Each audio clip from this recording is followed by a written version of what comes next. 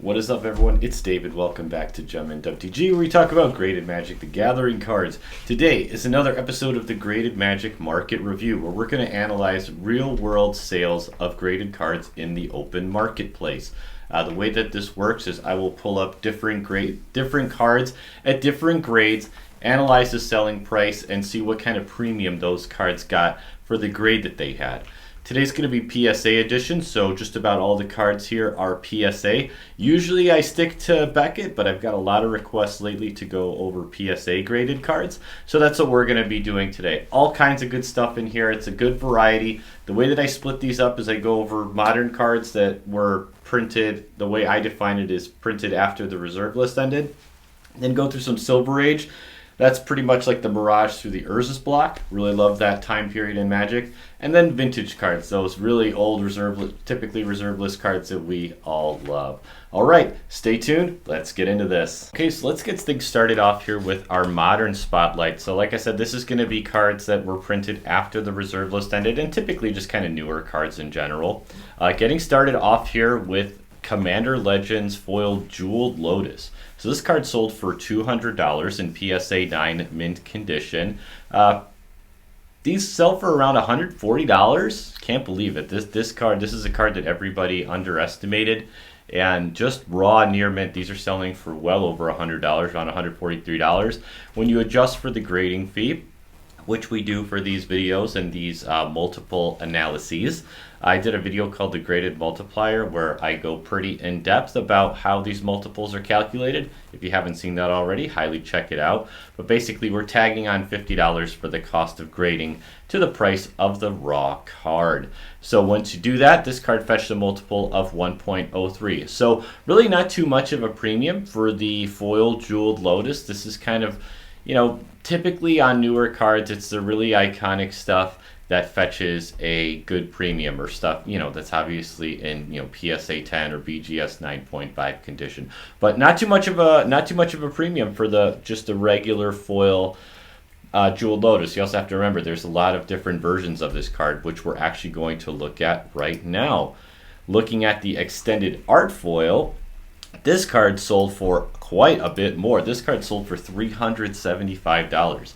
Near mint, these are about $180, so they're not that much more than the foil, but this is the extended art. So this one got a much bigger premium. When you adjust for the grading fee, it's $230. It gives it a multiple of 1.63x, which is actually phenomenal for a PSA 9. Generally, I don't think any of the cards in here, but pretty much you don't get over a 2x premium for a PSA 9 or a BGS 9. Typically the premiums are in the 25 to 50% range. Once you get above 50% and approaching 2x, that's a very good premium for a card graded in 9 condition. So really good multiple here on the Jeweled Lotus. This card is worth a lot more than I think people originally thought. Now's a good time to stop, and I'd like to ask, if you're not already a subscriber here on this channel, I'd really appreciate your subscription. I'm trying to grow this channel on YouTube because there's not that many people that talk about graded cards on a regular basis, and I'm trying to change that, and I'd really appreciate your subscription. So if you enjoy graded Magic the Gathering content like this, hit that subscribe button and join in the fun, because I'm going to be talking about graded cards all the time here on Gem and MTG. All right, let's get back to it.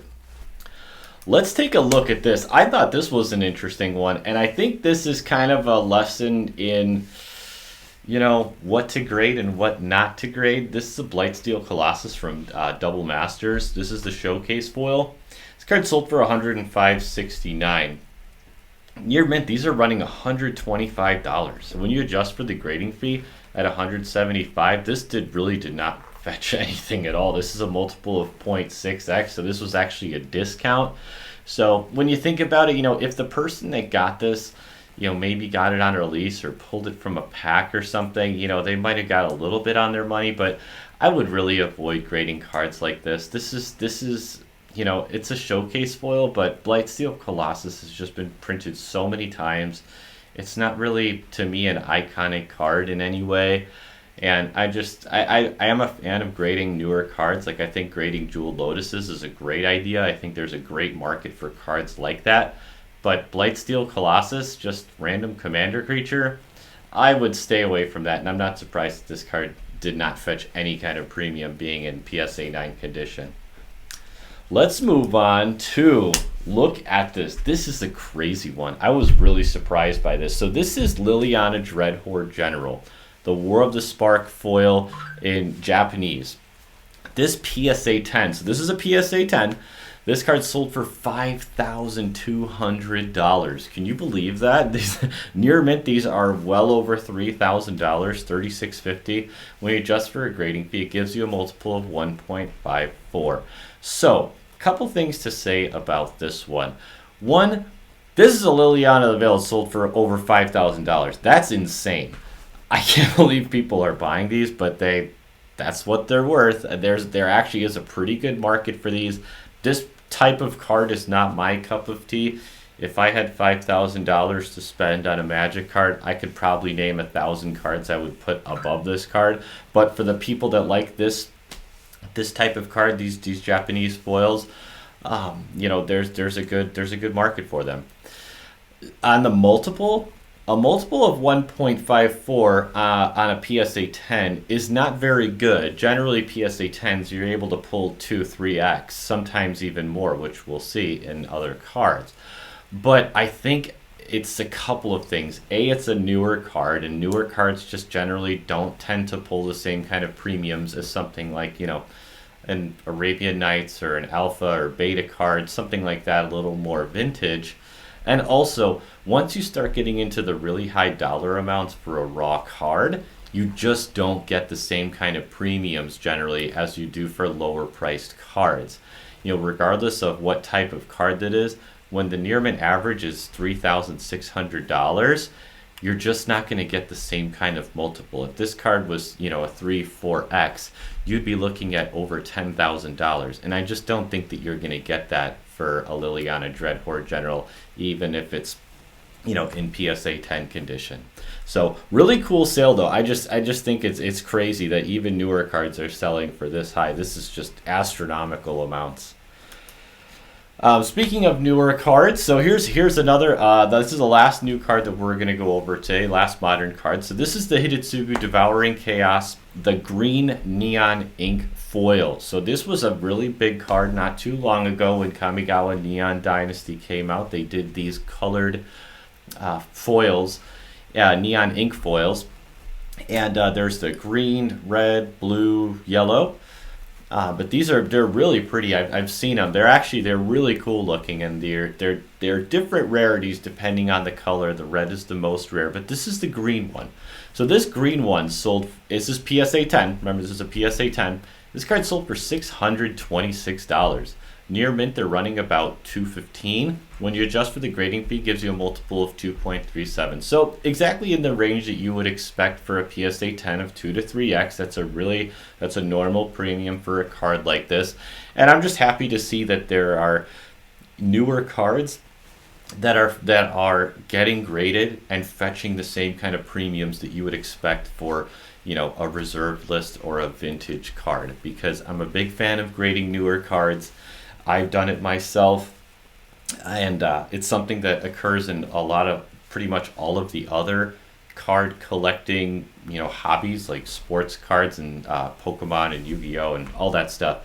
And I think Magic should be no different. I think it gives, newer graders or people who are into purchasing newer boxes and stuff like that, you pull one of these and grade it and get a great premium for it. I think it's a great way to get into graded collecting. So really cool sale here on the Hidetsugu Devouring Chaos green neon ink.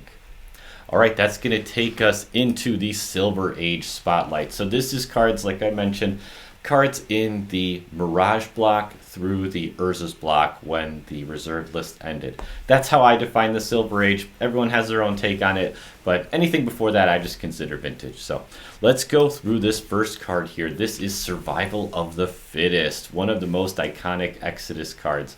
So this card sold for $420. Near mint, they're running at about $322. You can find them for less though if you look around. But this is remember, this is a near mint average. I take a look at a few different sites that I check, and I average out near mints. But just for the grading fee, gives you a multiple of 1.13. Remember, it's a PSA 9. You're generally not going to 2x your money or anything like that. So a 13% premium for this card is not bad. Not as high as some of the other PSA 9s that we'll see, but not too shabby at all. I mean, in the end, this is a Survival of the Fittest selling for well over $400. Really nice sale. This is a great one. Moving on to Sliver Queen from Stronghold. This, in my opinion, is an undervalued card that is very hard to grade. I've tried to grade this card myself several times. This has always been a very popular card to play with. It's a very iconic card. And this PSA 9 sold for $550. Near mint, they're running about $322. Just for the grading fee, gets you a multiple of 1.83. So an 83% premium for this card over the raw cost plus the grading fee, which is fantastic. This is about as high as you're going to get for a PSA 9 or a BGS 9 if it was BGS. But 1.83 on the Sliver Queen is absolutely fantastic. And I think that's a testament to a few things. It's a hard card to grade. It's a very popular card among collectors and players, and it's reserve list. Of course, it's reserve list. It ticks all the boxes for a high value Silver Age card. Moving on to another very iconic reserve list Silver Age card, the Lion's Eye Diamond from Mirage. So this PSA 9 sold for $555. Near mint, they're about $510. Adjust for the grading fee, gives you a multiple of 0.99x. So, sometimes you just don't get a premium for 9s. It happens, and you got to remember, your grading fees are going up. $50 for the grading fee, it's a factor. So it doesn't surprise me too much that the Lion's Eye Diamond didn't pull a significant premium. I know PSA 10s and BGS 9.5s can sell for over $2,000 depending on the subgrades. But, on this Lion's Eye Diamond, it's a tough market. You got to remember that also. The times are tough for people. People are generally trying to keep as much capital and cash as they can. So now is a tough time to be selling cards. And honestly, I feel like sales like this, whoever got this card, I think they got a great deal on it. Just over basically not paying any kind of premium for a Lion's Eye Diamond in PSA 9 condition. I think it's fantastic for the buyer. For the seller, I can understand, you'd probably be a little disappointed with a card like this, considering that Raws were selling for, I believe, well over 600 not that long ago, before things started to crash. So getting just $555 for a PSA 9, I could see would be a pretty big bummer if you're the person selling this card. But if you're the buyer, I think you did great. I think this card is undervalued, and I think a sale like this is a great investment long term.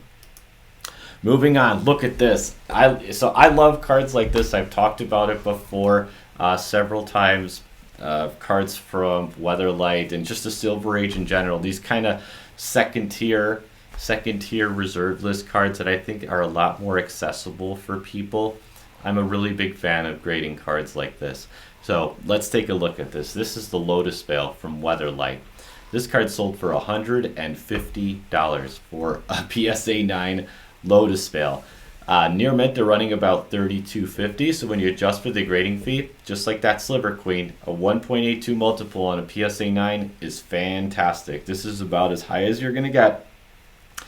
And I think for a card like this, it's a couple things. It's just the overall effect on the wallet. Like I mentioned with more expensive cards like the LilianA War of the Spark Japanese foil, the card's $3,000. Generally, you're not going to get as high of a premium on a card like that. But when a card is just $30, just the effect on the wallet is a lot different. So you can get a bigger multiple on cards like this because the person buying it just isn't spending as much in terms of dollars.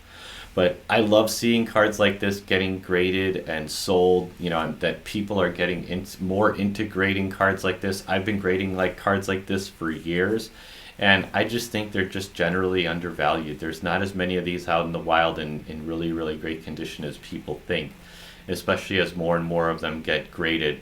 They just start to disappear from the market. So I absolutely love this card. Love the John Avon artwork. This card is absolutely beautiful. Great sale. Great sale. Okay, this is a crazy one. So, Lotus Vale is a reserved list land from the Silver Age. Wasteland, what we're going to look at now, is not a reserved list card. This is from Tempest. This is a PSA 10. Remember, so this is a PSA 10. This card sold for $475. Near mint, they're about $36 when you adjust for the grading fee. Multiple of over 5.5. 5.52x for a Wasteland. I couldn't believe this. This was a crazy sale. Generally, PSA 10s, like I mentioned, 2 to 3x is a great multiple. You know, generally as you get higher in raw dollars, you know, near mint dollars for the card, that multiple decreases.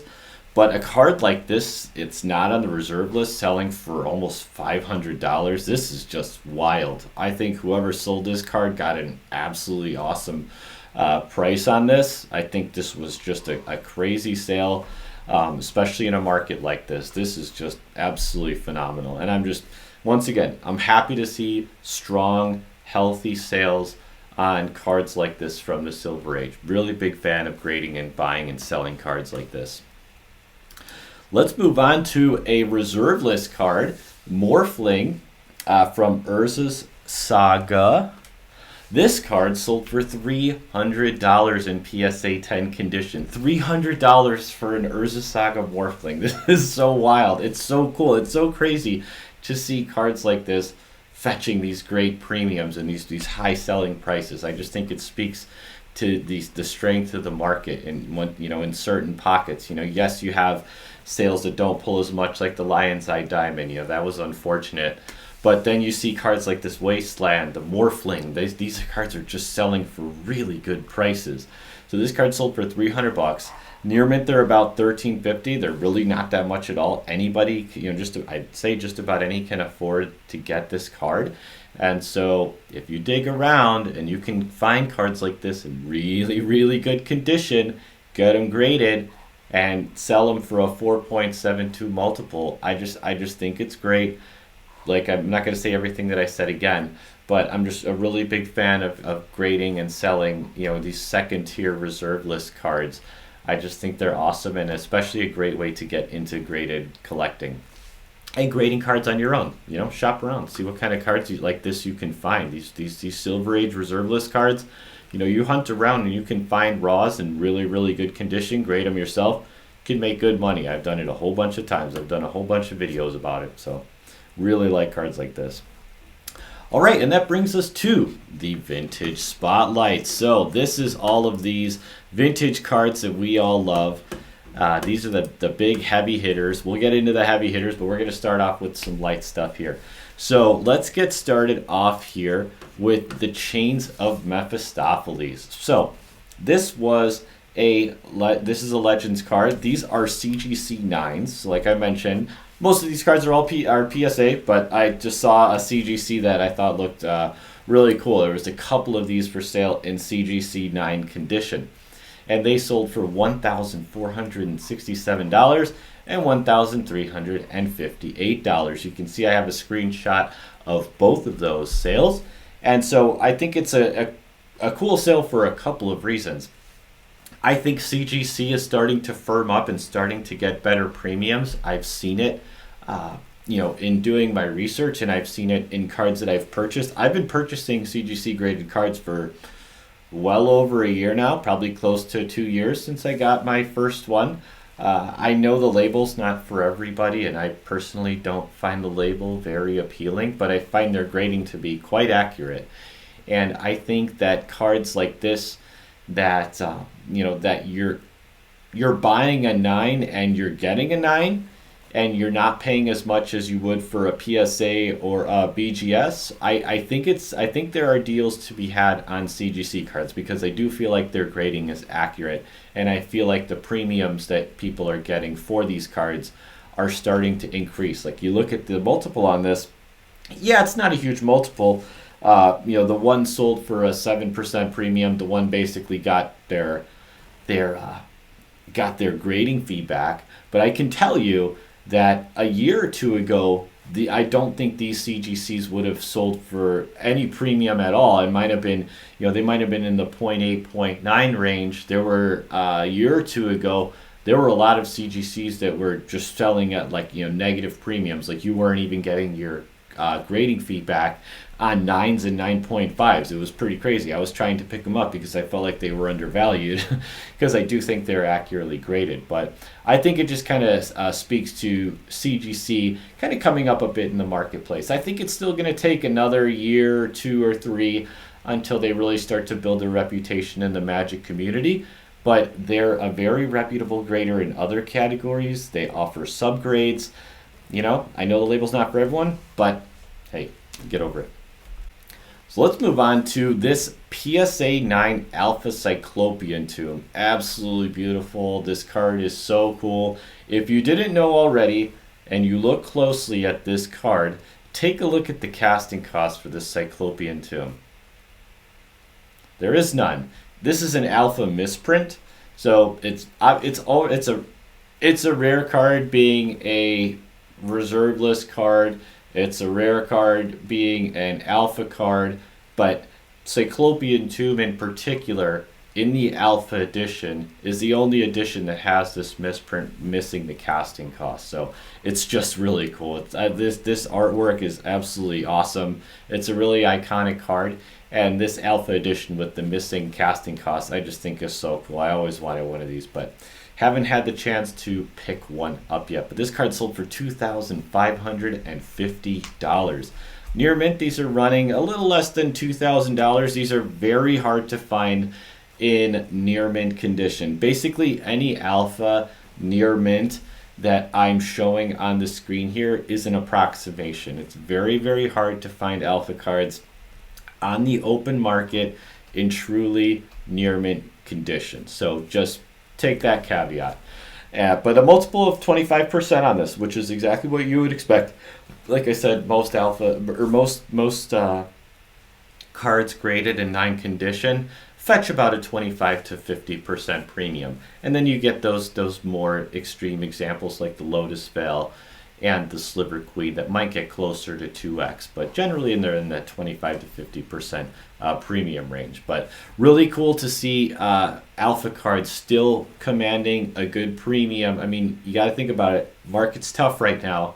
Still being able to sell, what is not one of the top alpha rares. This isn't a Mox or a dual land or something, and still being able to pull over $2,500 in PSA 9 condition in a market like this, I think is really great, and I'm a huge fan of this card. Absolutely love this card. I gotta get one of these one day. Moving on to, so we're gonna go to beta here. So this is a PSA 10 Nether Shadow from beta. This card sold for $1,500. Near mint, they're about $450, so it actually comes out to an even multiple of 3x. So on that high side for a PSA 10. But beta cards, alpha cards, Arabian Nights cards, those really vintage cards from 1993. These cards are very, very desirable among collectors, especially high-end collectors. And PSA 10 from vintage sets like that can command a very strong premium. Generally, PSA 10s can even pull higher premiums than BGS 9.5s. There are a lot of people who prefer PSA cards. They have a little bit of a different grading scale because they don't have subgrades and they don't weigh centering as much as BGS does. So there's a lot of people that like PSA cards. But yeah, so to see a PSA 10 Nether Shadow sell for $1,500, awesome, really cool to see. Let's move on. So speaking of Arabian Nights, take a look at this. The Drop of Honey in PSA 10 condition sold for over $2,000. Near mint, they're about $837. Just for the grading fee gives you a multiple of 2.28. So like I mentioned, those cards from 1993 like Alpha, Beta, Arabian Nights, these cards sell for a ton of money. And once you get into near mint averages, approaching $1,000 and over, generally those multiples start to decrease. So not too surprised to see Arabian Nights, not getting that much of a multiple, but you got to remember, I mean, this is a drop of honey for over $2,000. That's huge. That's big. That's big money. Moving on to back to Alpha. So another PSA 10, and this is, you know, like I just mentioned in the last couple cards, PSA 10s from Alpha. There's a lot of really high-end collectors who are really interested in cards like this. This card is, you know, out of the price range for most people. Well, let's go over the numbers. Selling price of $4,583 for an Elvish Archers. Near mint, they're about $15.50. Like I said, take that with a grain of salt. It's an estimate. Really hard to find these Alpha cards in near mint condition. But a multiple of almost 3x, 2.96. So this is big money. Almost $5,000. You know, for myself personally, I like Alpha. I know there's a lot of really high-end collectors who collect Alpha, but myself personally, if I had $5,000 to spend on a Magic the Gathering card, I would not buy a PSA 10 Elvish Archers from Alpha. But, you know, there's a lot of set collectors, high-end collectors who are really, really into Alpha. And, I mean, if you want one of the top-graded Alpha Elvish Archers in the world, this is your chance to own it. And this is what it sold for, about $4,500. Crazy what these are selling for these days. Okay, got two more cards to go over here in the vintage section, and that's going to wrap the video up. But these two, I just think, are so cool. Let's take a look at this first one. Revised Sol Ring in PSA 10 condition. Sold for $300. $300 for a revised Sol Ring. This isn't a rare. This isn't a reserve list card. It's not an unlimited one. This is a revised Sol Ring that's sold for $300. This is nuts. Near mint, I mean, they're about $16 if you want to really. I took a look around. If you want a nice looking one, you'll pay about $16, but adjust for the grading fee gives you a multiple of 4.55x. Yeah, so a revised Sol Ring selling for $300 is just astronomical. If you would have told anybody a year, 2, 3 ago that someone would be buying a revised Sol Ring for $300, they would have said you're crazy. But people love these vintage cards, and like I mentioned with the Lotus Vale, generally when a card is lower in near mint value, you can get a stronger premium for that card because the effect on the wallet is real. And it's just not as expensive. It's, you know, you just don't pay as much overall dollars, you know, for a stronger premium. So I think that's an effect here. But to be honest, if you want an iconic vintage Magic card in PSA 10 condition, I mean, it doesn't get more iconic than Sol Ring. This is like one of the most popular cards of all time, especially now because of the Commander format. So it really doesn't surprise me to see a revised Sol Ring selling for $300 in PSA 10 condition. But absolutely awesome. Like, this just goes to show you, if you keep your eye open and you really look for raws and you find a really pristine card like Sol Ring, like Lotus Vale, you know, like some of these other, you know, second tier, the Morphling, you know, second tier reserve list cards or vintage cards in general, you can get a really good premium for cards in PSA 10, BGS 9.5 condition. So really cool sale on this one. All right, and the last card that we're going to go over today, the Maze of Ith from the Dark. This PSA 10 sold for $412.70 for a Maze of Ith. It's crazy. So near mint, they're about $38.50. These have come up quite a bit. And another thing about the Dark, so this is a multiple of 4.66. That is very high. That's about as good as you're going to get, unless it's like, you know, Arabian Nights in PSA 10 or something like that. For some of those really iconic Arabian Nights or, you know, some alpha cards and stuff like that. But Maze of Ith and just cards from the Dark in general are extremely hard to grade. Trust me, I've done it. Cards like this do not come around that often because they are very, very hard to grade. You can ask anybody who's graded cards for a while. The Dark and just that era of Magic is extremely hard to grade. Maze of Ith is a really iconic card, Everybody loves this card. It's really popular in different formats, so it doesn't surprise me to see a card like this fetching such a strong premium, because it's a kind of a lower value card in the grand scheme of things, and it's extremely hard to grade. It's from a really tough set to grade, the Dark.